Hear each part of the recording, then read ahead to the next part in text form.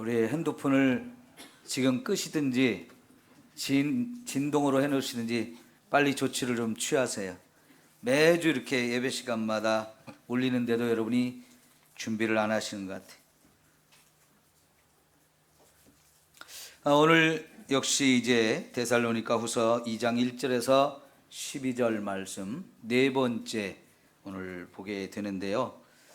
그만큼 중요한 말씀이기 때문에 좀 더 자세하게 여러분에게 설명을 하고 있습니다. 오늘 마지막 시간인데 예수님이 재림을 앞두고 일어날 일들이 배교하는 자가 나타날 것이라 했고 또 적그리스도가 출현할 것을 말씀을 하셨어요. 이제 예수님이 재림하면 이 적그리스도에 대해서 무서운 심판을 하실 것을 말씀하시는데요. 오늘 이 부분을 정리해서 여러분에게 말씀을 드리려고 합니다. 우선 적그리스도가 심판을 받기 전에 최후의 활동이 뭐냐면 수많은 기적들을 나타내서 많은 사람들을 미혹할 것이다 하는 겁니다. 인간은 우리 눈앞에서 일어나는 기적을 보면 굉장히 관심이 많아져요. 조금 볼륨을 줄여주세요. 관심이 많아지면서 거기에 마음을 확 빼앗겨져요. 신기하거든요. 그리고 한편으로는 그런 기적은 보통 일어날 수 없고 하나님이 함께 하셔야 일어난다는 생각을 갖기 때문에 우선 기적이 일어나면 예수 믿는 사람들조차도 거기에 관심을 갖고 마음을 빼앗기는 일이 많습니다. 그러다가 사실은 미혹되는 거예요. 오늘 말씀의 9절과 10절을 여러분 다시 한번 보세요. 악한 자의 나타남은 사탄의 활동을 따라 모든 능력과 표적과 거짓 기적과 불의의 모든 속임으로 멸망하는 자들에게 있으리니 그랬어요. 자, 여기 굉장히 중요한 얘기들이 여러 가지가 나타나는데 우선 악한 자가 나타나서 활동을 할 때 그 배후에 누가 있다는 얘기예요? 사탄의 활동이 함께하고 있다는 겁니다. 세상에 악한 사람들을 보면서 저 사람은 왜 그렇게 악하게 활동을 하지? 이해가 안 갈 때가 많은데요.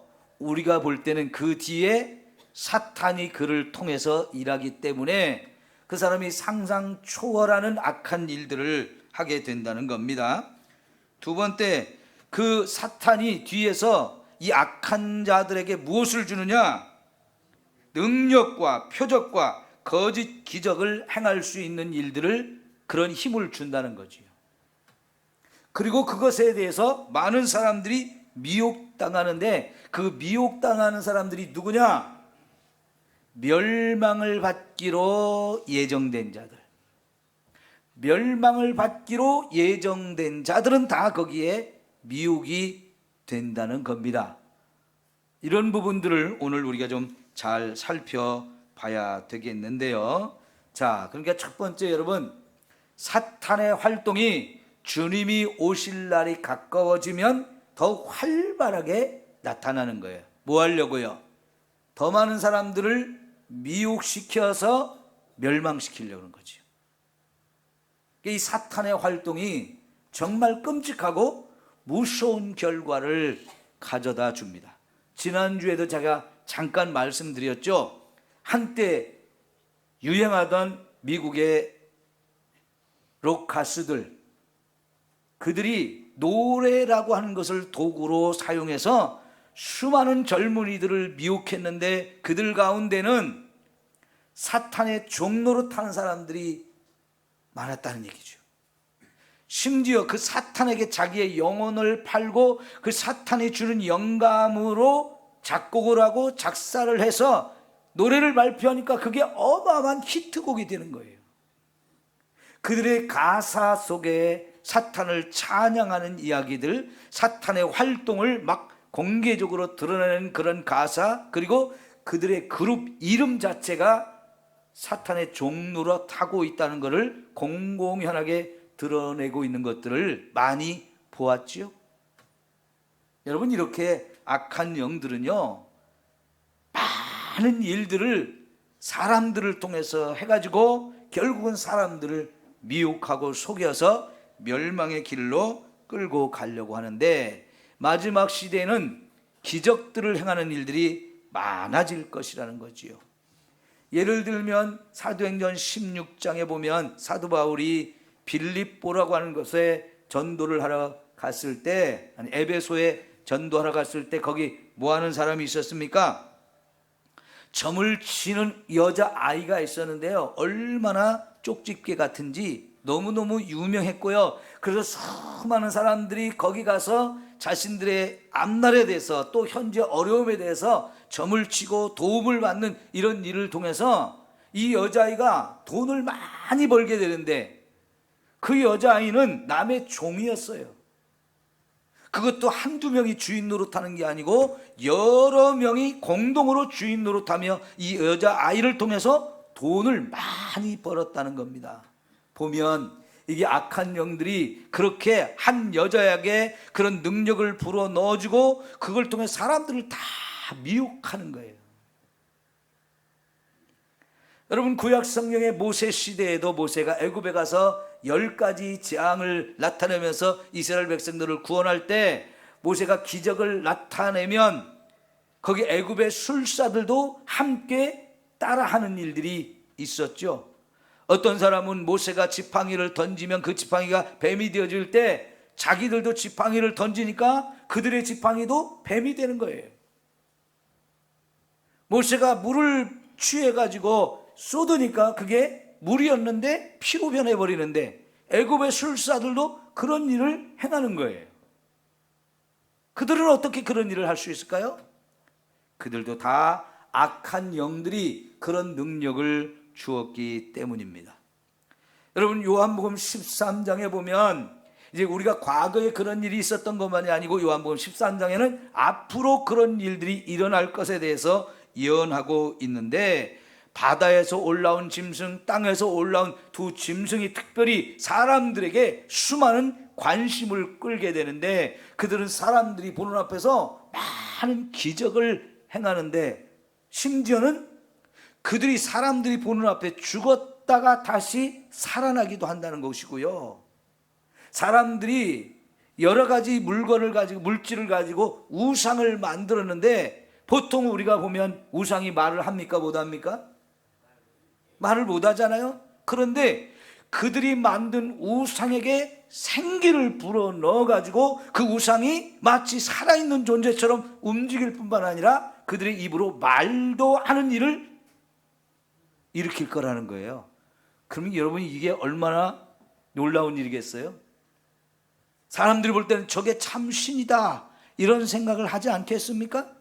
그러면서 사람들을 미혹하게 될 것이라는 것을 말하고 있는데, 이런 것들은요 다 사탄이 하고 있는 일을 말하는 거예요. 여러분, 우리 한국교회의 역사를 이렇게 살펴보면 사람들을 미혹하는 이단과 적그리스도가 정말 많이 나타났고, 여기에 정말 많은 사람들이 미혹을 당한 것을 우리는 다 알고 있습니다. 예를 들면 박태선 장로란 사람이 교회의 장로였는데요, 하나님이 놀라운 능력을 불어넣어 주셨는데, 그래서 한국교회 전국에서 수많은 사람이 모여서 그 앞에 가서 그런 기적을 일으키는 걸 보고 또 질병을 치유받는 이런 일들을 많이 경험했는데, 그러다가 사탄이 그에게 들어가니까 그가 자신이 하나님인 것처럼 행세했습니다. 그래서 사람들이 모이니까 그들을 이제 교회를 떠나서 자기들만의 종교를 만들었는데, 천부교회, 천부교, 전도관이라고 했죠. 자기가 천부, 하늘의 아버지라는 겁니다. 자기가 감람나무라는 겁니다. 여러분, 그들이 다 죽었지만 지금도 여기 교회 나가서 저쪽 월명동 쪽으로 가면서 삼성 아파트 건너편에 보면 전도관이 지금도 있고요, 지금도 거기에 모여서 자기들끼리 신앙생활 한다는 사람들이 있어요. 여전히. 문선명도 그렇게 거짓말로 자기가 재림 예수라고 하면서 수많은 사람들을 미혹했는데, 박태선이나 문선명 그리고 그 뒤를 따라 일어난 이만희 다 한국교회 수많은 사람들을 미혹했잖아요. 박태선도 죽고 문선명도 죽었지만 여전히 그게 진짜라고 거기에 붙어있는 사람들이 아직도 있어요. 한국교회는 유독이 이런 이단들도 많이 일어났지만 교회 안에 있는 많은 사람들이 거기에 미혹돼서 거짓에 속고 끌려간 것을 우리는 얼마든지 볼 수 있습니다. 아직은 여러분이 거기에 미혹당하지 않은 것이 감사하지만, 우리 가운데 또 누구도 그렇게 미혹당할지 그거는 아무도 알 수 없어요. 여기에 미혹당하지 않으려면 저와 여러분이 진리가 무엇인지를 바르게 알아야 됩니다. 그것이 너무나 중요해요. 여러분, 사탄의 능력을 과대평가해도 안 되고 과소평가해도 안 됩니다. 사탄은 분명히 존재하고 그들도 영적 존재였기 때문에, 천사였기 때문에 하나님이 주신 많은 능력을 가지고 있습니다. 그들이 타락해서 악한 영들이 되었지만 여전히 그들에게는 많은 능력이 있고, 그 능력을 가지고 하나님이 하시는 일을 모방해서 흉내를 내기도 해요.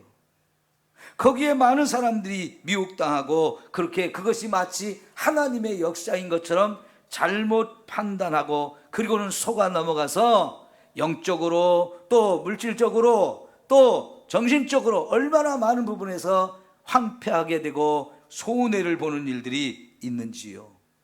그러니까 여러분, 모든 기적을 우리가 다 믿어서는 안 돼요.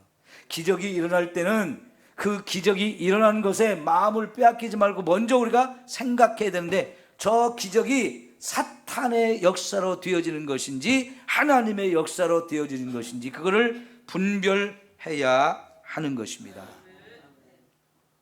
예수님이 이 땅에 오신 이유는 그런 마귀를 멸하려고 오셨다고 분명히 말씀하셨어요. 그래서 예수님이 십자가에 죽으신 그 사건이 사탄이 승리한 게 아니고, 사실은 사탄이 가지고 있는 모든 것을 예수님의 죽음을 통해서 깨트려 가지고 더 이상 사탄이 쓸 무기가 없게 하고, 더 이상 사탄이 역사할 것이 없게 만들어서 사탄을 꼼짝 못하게 만든 것입니다.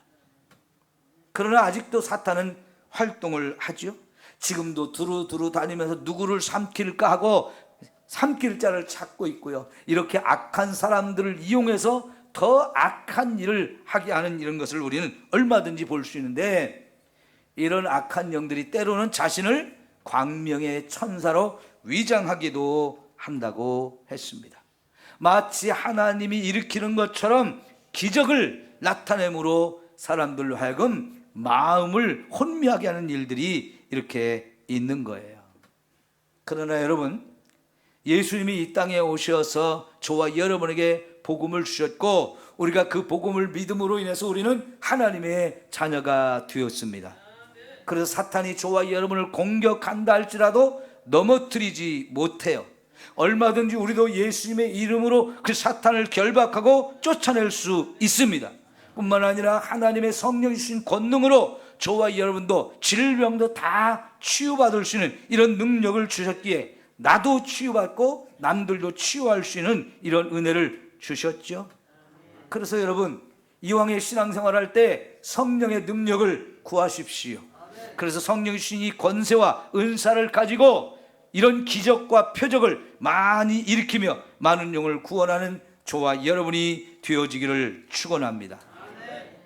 여전히 우리는 이 땅에서 육신을 가지고 살기 때문에 사는 게 힘들 때가 많아요. 내 힘으로 안 될 때가 많아요. 그럴 때마다 우리는 하나님의 도우심, 하나님의 은혜가 필요하지요. 그래서 하나님의 도우심을 구하면 하나님이 다양한 방법으로 저와 여러분을 돕고 문제를 해결해 주시는데, 그런 과정 속에 기사와 표적이 예수의 이름으로 얼마든지 나타날 수 있게 되어지는 거지요.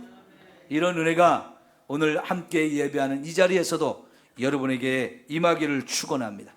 여러분에게 지금 무엇이 필요한지 저는 알지 못하지만 하나님은 여러분에게 필요한 은혜가 뭔지를 너무나 정확하게 아시기요, 여러분이 구하는 것을 얼마든지 후하게 주시고 꾸짖지 않으시는 분입니다. 그러므로 예배 시간마다 이런 하나님의 은혜를 구하시고 체험할 수 있는 여러분이 되어지기를 축원합니다. 그럴 때 또 사탄이 개입해서 저와 여러분을 속일 수 있다는 거, 그거를 조심하자 하는 겁니다. 우리가 어떤 게 사탄의 역사고 어떤 게 하나님의 역사인지 구별을 해야 되는데 무엇이 기준일까요? 여러분, 열매로 그 나무를 안다 그랬어요. 그렇죠?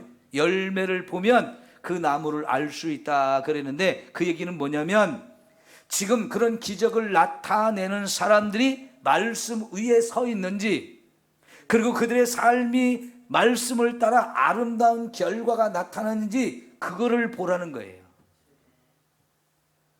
여러분, 교회에서 말씀을 기가 막히게 선포하고 그래서 많은 기사와 표적을 나타낸다 할지라도 그 목사가, 그 일을 하는 사람이 삶이 뒷받침되지 않으면 그거는 가짜예요. 비록 목사라고 하는 직분을 받았을지라도, 그에게서 많은 역사가 나타난다 할지라도 삶이 뒷받침되지 않으면 그것은 거짓 선지자에 불과한 겁니다. 그게 열매인 거예요. 여러분, 그런 기사와 표적을 통해서 우리의 믿음이 자라는지, 그리고 저와 여러분과 하나님과 관계를 회복시켜 주셔서 하나님의 그 기쁨과 감격이 넘치게 하는지, 이런 것들을 보아야 한다는 겁니다. 이런 걸 해놓고 돈을 요구하고 이런 걸 통해서 개인적인 어떤 목적을 추구하고, 그러면 그건 다 거짓 선지자요 가짜인 거예요. 여기에 우리 마음을 빼앗기면 안 되고요, 그것을 어떻게 해야 되나 고민할 거 없습니다. 그건 분명히 단호하게 끊어야 되고 정리를 해야 되는 거예요. 이거 어떻게 하지 하면서 미적거리다가 또 당하고 또 속고 이런 일들이 벌어지게 되어지거든요. 여러분, 분별할 수 있는 눈을 가져야 하는 거지요. 그 분별하는 눈, 그게 바로 우리가 말씀에 서 있으면 그렇게 되어지는 겁니다.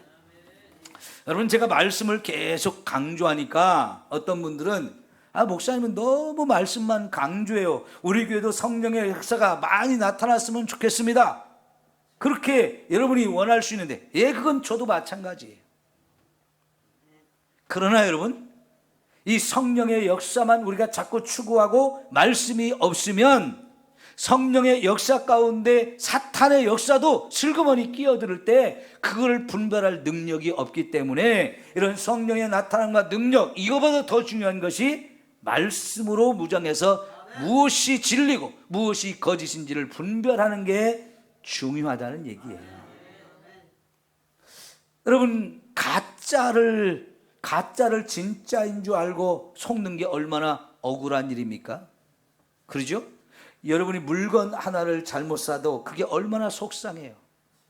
광고 보고 이거 좋겠다 생각하고 샀는데 광고가 그냥 과장 광고였고 잘못된 물건이 왔을 때 그 얼마나 화가 나고 속상합니까? 그런데 이 악한 영들에게 속는 일은 저와 여러분의 영혼이 문제가 생기는 거예요.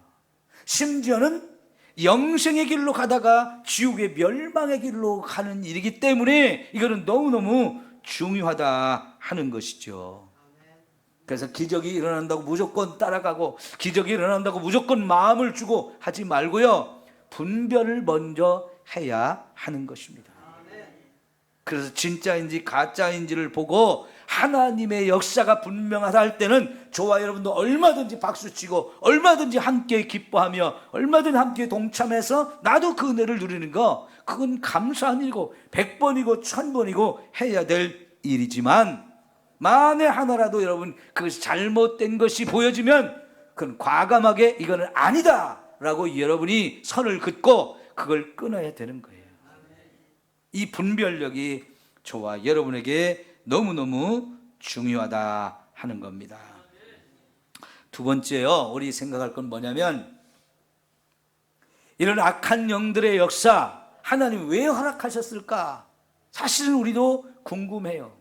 근데 오늘 말씀해 보니까 왜 이런 이 세대 악한 영들이 활동하도록 내버려두고 그런 많은 기적과 표적을 통해서 사람들을 미혹하는 걸 하나님이 허락하시는지 그 이유를 하나 설명해 주고 있는데요. 자, 9절과 10절 우리 다시 한번 봅시다. 10절 봅시다.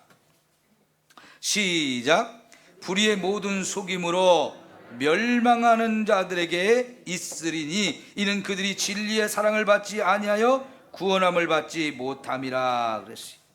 자, 불의의 모든 속임이 누구에게 나타난다고요? 멸망하는 자들에게 있을 것이라는 거예요. 이 이야기는 그런 악한 영들의 역사가 누구 때문에 나타나냐? 진리의 사랑을 받지 않는 자. 진리의 사랑을 받지 않는 자는 말씀을 사랑하지 않는다는 뜻이에요. 말씀 위에 바로 서 있지 못하고 그런 사람들이 쉽게 이런 데 미혹돼서 결국은 멸망의 길로 간다는 겁니다. 이게 하나님께서 이런 악한 영들을 허락하고 그들이 활동하는 것을 허락한 이유입니다. 그래서 참과 거짓이 드러나고 진짜 알곡과 가라지를 분별하는 거예요. 여러분, 우리가 그래서 하나님을 제대로 믿으면 이런 이야기 하나 걱정할 게 없는 거죠. 왜요? 내가 하나님 편에 잘 서 있고 말씀에 잘 서 있으면 그거는 나하고 상관없는 일이 되어져요. 그러나 말씀 위에 제대로 서 있지 않으면 그 사람은 언제라도 넘어질 수 있는 거예요. 여러분, 사탄이 우는 사자와 같이 두루다니면서 삼킬 자를 찾는다고 그랬는데 사자도 사냥을 할 때 어떤 놈을 잡아야 될지를 먼저 선택을 하는데 살지고 힘이 있는 놈 건드리겠습니까? 그건 못 건드려요. 왜요? 사자도 그건 감당이 안 되는 거예요.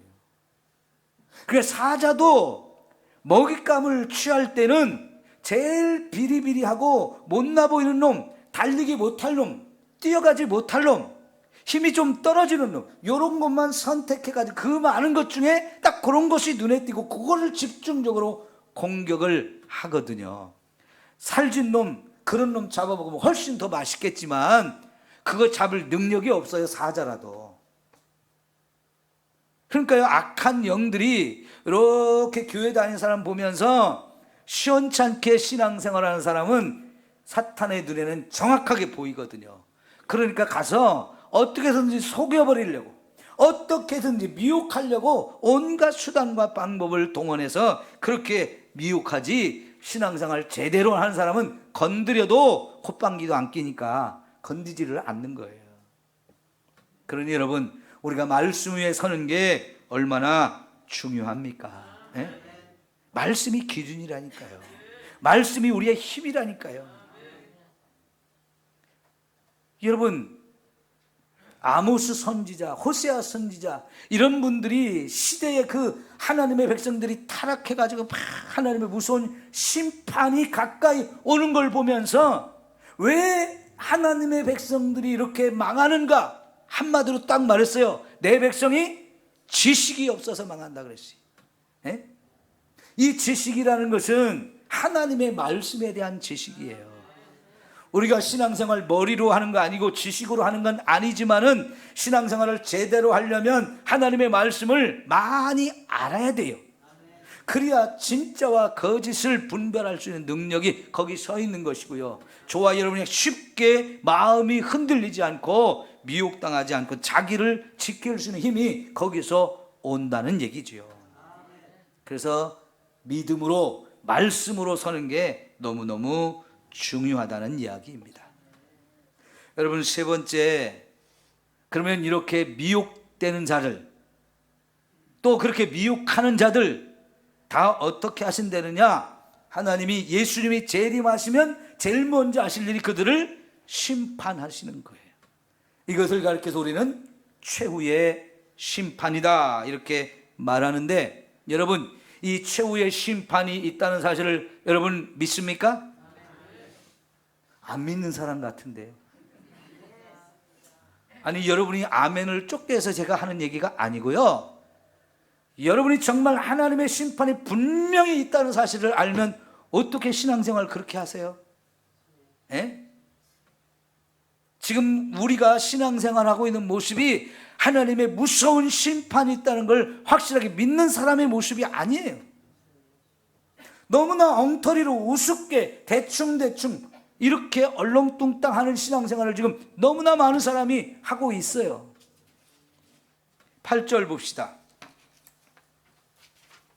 시작. 그때 불법한 자가 나타나리니 주 예수께서 그 입의 기운으로 그를 죽이시고 강림하여 나타나심으로 패하시리라. 세상에 아무리 불법을 행하는 자가 온갖 힘과 능력과 권세를 가지고 막 어마어마한 일을 한다 할지라도 예수님이 오시면 그 입의 기운으로 그냥 다 멸하는 거예요.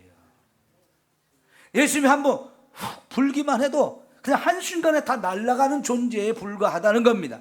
예수님이 재림하시는 날이 그런 심판을 위해서 오신다는 거예요. 이게 하나님의 심판이 얼마나 분명한지를 말씀하시는 건데요. 여러분, 사탄도 활동하는 때가 정해져 있어요. 주님이 오시기 전까지만 활동할 수 있어요.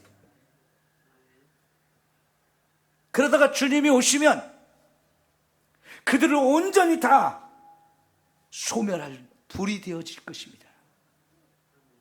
이런 최후의 심판을 하시려고 예수님이 다시 오시는데, 여러분, 예수님이 처음 오실 때 모습은 어땠어요? 사람의 몸을 입고 하나님이 오시다 보니까 하나님의 모습은 딱 감추어져 있고 육신을 가진 저와 여러분의 모습과 너무 똑같아서 그 예수님을 하나님의 아들로 인정하지 않았어요. 그리고 그분이 사람 가운데서도 가장 가난한 집에, 별 볼 일 없는 집에 연약한 모습으로 오셨고, 어린아이로 태어났고 자라면서도 막 두각을 나타나는 그런 일을 안 하셨기 때문에 볼품이 없었다 그랬어요. 그러다 결국은 십자가의 멸망까지, 죽음까지 당했으니까 사람들이 봤을 때는 너무나 형편없잖아요. 그런데 왜 예수님이 그렇게 오셨습니까? 사람들의 죄를 짊어지고 처음부터 죽기 위해서 오셨기 때문에 그렇게 보잘것없고 볼품없고 연약한 모습으로 오셨어요. 거기에 하나님의 아들의 모습이 별로 보이지 않았어요. 그런데 그것은 저와 여러분의 죄를 그분이 짊어지고 그분이 우리가 받을 형벌을 다 받으시며 죽어야 했기 때문에 그랬던 것이고요. 그러나 그분은 죽은 것으로 끝나지 않았죠. 죽은 자리에서 다시 부활하시고 하늘로 다시 올라가셨다가 이제 두 번째 다시 오신다. 이 재림이라고 말하는데요, 이 재림할 때 예수님의 모습은 처음 오실 때와는 전혀 다른 모습입니다. 그때는 만왕의 왕으로 오십니다. 그때는 하늘과 땅의 모든 권세를 가지신 분으로 오십니다. 그때는 그의 손에 철장을 가지고 오시는데 그것으로 마치 질그릇을 깨부시듯이 이 세상에 심판받아 멸망마다 마땅할 자들을 향해서 그걸로 심판을 하실 거라고 말씀을 하셔요. 여러분, 성경에 예수님이 심판한다, 하나님이 심판한다는 얘기를 수없이 많이 반복해서 말씀하셨고, 진짜 하나님이 심판하는 걸 무섭게 보여준 사건들이 성경에 너무나 많잖아요. 노아 시대 하나님이 하늘에서 어마어마한 비를 쏟아붓고 땅속 깊은 곳에 있던 저장되어 있던 물들도 다 품어내게 해가지고 이 지구 전체를 다 물로 덮어서 세상의 사람들을 다 멸망시켰죠. 여러분, 세상의 모든 사람들이 멸망당하고 그때 몇 명 살았어요? 노아 시대에 몇 명 살았어요? 8명. 노아의 가족 딱 8명만 살았어요. 노아가 방주를 만들려고 하는 말씀을 듣고 몇 년 동안 지었을까요? 100년 동안 지었어요. 물론 그 시대가 지금과는 달라서 그 어마어마한 배를 지은다고 할 때 기술이 그만큼 부족하고 장비도 부족하기 때문에 엄청나게 오랜 시간이 걸렸지만 거기에는 특별히 하나님의 계획이 있어요. 왜 그렇게 100년 동안 그걸 지켰느냐? 이 세상 사람들에게 하나님의 심판에 대해서 말씀하면서 이 심판 속에서 우리가 살려면 방주를 함께 짓고 이 방주에 들어가야 산다 하면서 사람들을 구원할 기회를 100년 동안 주셨어요. 그런데 여러분, 사람들이 그 하나님의 심판을 믿었습니까? 안 믿었습니까? 안 믿었어요. 그러니까 대비하지 않았어요. 삶의 변화가 없었어요. 내가 무슨 하나님의 심판받을 사람이야? 나 잘하고 있잖아. 자신들의 죄를 깨닫지 못하고 그 죄들로 하나님이 심판한다는 사실을 무시해버리고 제멋대로 살다가 다 죽고요. 그 심판을 믿고 심판을 대비한 노아의 8 식구 외에는 산 사람이 없지 않습니까? 제가 지난번 미국에 갔을 때 그랜드 캐년을 보고 왔는데요. 야, 여러분, 이 그랜드 캐년은 그냥 만들어진 게 아니에요. 노아 홍수가 있었다는 걸 생생하게 보여주는 현장이었어요. 여러분, 요 금강이 어디입니까? 어디서부터 이게 발원되는 거예요? 금강이 대둔산에서부터, 아니 저 마이산부터 뭐 이런 데부터 골짜기를 흘러가지고 금강, 굉장히 큰 강이 됐잖아요. 이게 수천 년 흘렀겠죠? 이런 강이요, 아무리 흘러도 여기에 그랜드 캐년이 생기는 건 아니잖아요. 그죠? 그런데 진화론 학자들은요, 그랜드 캐년은 강이 수천 년, 수억 년, 수십억 년 이렇게 흐르다 보니까 그런 그랜드 캐년이 흘렀다 그러는데, 만들어졌다 그러는데, 여러분 세계에 강이 그 콜로라도 강밖에 없습니까? 전 세계에 얼마나 많은 강이 있는데요. 그 강보다 큰 강이 얼마나 많은데요. 그러면 그렇게 강마다 다 흘러가지고 그랜드 캐년을 만들어 놨다면 굳이 뭐 미국까지 가서 구경할 필요가 뭐 있어요. 그런데 그 그랜드 캐년은요, 아주 특별합니다. 노아의 홍수 때 그게 만들어졌다는 생생한 증거가 그대로 지금도 남아 있어요. 미국이 워낙 땅덩어리가 넓고 사는 사람은 많지 않다 보니까 빈 땅으로 사람이 살지 않는 땅이 엄청나게 많은데, 그랜드 캐년 그 일대가 다 사람이 주로 살지 않고 지금까지 그대로 보존이 되어 있어요. 창조, 그 홍수 시대의 그런 흔적이 지금까지 그대로 보존이 되어 있다 보니까, 아, 이건 진짜 분명히 노아 홍수가 있었다는 걸 확실하게 눈으로 보고 느낄 수 있는 생생한 현장이에요. 여러분, 하나님의 심판이 있어요, 없어요? 있어요. 소돔과 고모라도 하나님의 심판으로 멸망당했죠. 노아 때는 물로써 심판을 당했다면, 소돔과 고모라는 하늘에서 불이 내려가지고 그 2개의 성 전부를 다 불태워서 거기 있는 사람 다 죽고 누구만 살았어요? 롯과 그의 가족만 살았어요. 4명. 그나마 또 롯의 부인은 도망 나와서 살았는데 뒤돌아와가지고 소금 기둥이 돼버리고 3명만 살아남았죠. 그때 그 성에 하나님께서는 의인 10명만 있어도 이 성을 멸망시키지 않겠다고 그랬어요. 그런데 10명을 찾아볼 수 없어서 결국은 망했죠. 의인 10명이 없다면 그 성이 얼마나 타락한 성입니까? 특별히 하나님께서 그 성을 둘러보기 위해서 천사들을 보냈는데, 그 천사를 보는 그 성의 사람들은 다 음란한 눈으로 보면서 오늘 밤 저 인간들을 잡아다가 우리 육체를 즐기자, 성적인 즐거움을 누리자 하면서 밤에 온 성 남녀노소가 다 달려왔다고 그랬어요. 뭐 때문에요? 성적인 욕망을 해소하려고요. 워낙 매력 있게 생겨가지고. 근데 그 천사가 실제 이제 그 성을 멸망시키기 위해서 하나님 보낸 사자였어요. 근데 그것도 모르고 그저 성적으로 즐길 것만 생각을 하니, 여러분, 동성 연애자들을 대상으로 설문조사를 했을 때 당신이 동성 연애자가 된 다음에 성적 대상자가 몇 명입니까? 하고 질문을 하면서 1번 50명, 2번 100명, 3번 500명, 4번 1000명 이렇게 써놨더니 그거를 본 사람들이 여기에 내가 쓸 답이 없대요. 어떤 사람은 3000명, 어떤 사람은 5000명을 써야 된대요. 자기가 성적인 관계를 맺는 사람의 숫자가, 동성연애자들은 이렇게 많아요. 그럼 동성연애를 하는 이유가 뭐냐면 그렇게 많은 사람들하고 마음껏 성적인 쾌락을 누리기 위해서 동성연애를 하고자 하는 거거든요. 근데 그런 걸 합법화 시켜달라고요?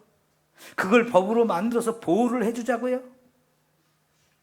도대체 그 국회의원이 정신이 있는 사람입니까? 없는 사람입니까? 하나님께서 소돔과 고모라 성을 멸망시켜 했던 이유가 그것 때문인데, 하나님은요 심판하시는 하나님이요, 너무나 두고 볼 수가 없어서 그 소돔과 고모라만이 아니고 그 주변에 있는 그런 다른 나라에도, 다른 도시에도 이런 죄가 퍼져나갈까 봐 여기서 그냥 끝내자 하면서 그들을 다 멸망시킨 거지요. 하나님의 심판이 임하면 무섭습니다. 하나님의 애굽에 10가지 재앙을 내렸는데 그 10가지 재앙이 바로 애굽에 내리는 심판이었어요. 하나하나 하나님이 대상을 선정하고 그거를 재앙을 내릴 때마다 그게 결국은 애굽 사람들이 섬기던 신이었는데요, 그 하나님께서 그 신들에게 재앙을 내릴 때 그 신들이 끽소리 하나 했나요? 저항을 하나 했나요? 하나님과 하고 대적을 해본 적이 있나요? 아무것도 할 수 없는 무능력한, 전혀 신이 아닌 존재였어요. 그저 개구리에 불과하고 그저 메뚜기에 불과한 존재들인데, 그런 개구리, 메뚜기, 이런 것들을 신으로 섬기고 있는 이 애굽 사람들, 그게 얼마나 무식한 일인지, 그가 얼마나 어리석은 일인지를 보여주기 위해서 하나씩 하나씩 순차적으로 하나님이 심판을 내리는데, 그러면서 나 하나님을 제대로 보라는 거예요. 너희들이 신이라고 하는 존재가 얼마나 헛된 것인지를 좀 똑똑히 보라고 하시는데, 애굽 사람들이 하나님을 믿었습니까? 안 믿었습니까? 그렇게 고통을 당하면서 개구리떼가 몰려와서 징그럽다고, 더 이상 건들 수가 없다고, 빨리 좀 다 물리쳐달라고 소원을 해야 되는데 그놈의 개구리를 물리칠 방법이 없잖아요. 그러니까 하나님께 물리쳐달라고 하는 거고요. 메뚜기가 와서 막 싹 쓸어 먹는데 도저히 막을 방법이 없잖아요. 그러나 하나님은 한순간에 싹 쓸어 가기도 하시잖아요. 그런 하나님께 돌아와야 되는데 하나님께 돌아오지 않고 계속 고집 부리면서 하나님의 백성들을 잡아먹으려고, 그들을 괴롭히려고, 그들을 종살이 시키는 일에만 관심을 갖고 엉뚱한 짓을 하니까 하나하나 심판을 했어요. 그러나 하나님의 백성들은 어땠습니까? 재앙이 내리지 않았죠. 오히려 하나님은 그들은 보호해 주시고 감싸 주시고 끝까지 책임져 주시며 완벽하게 그들 가운데서 구원하시는 놀라운 일을 행하셨어요. 이 10가지 재앙이 애굽 백성에게 내리는 무서운 심판이고 재앙이었죠. 하나님은 지금도, 아니 영원히 그런 심판의 권세를 가지신 분입니다. 심판이 있어야 될까요? 없어야 될까요?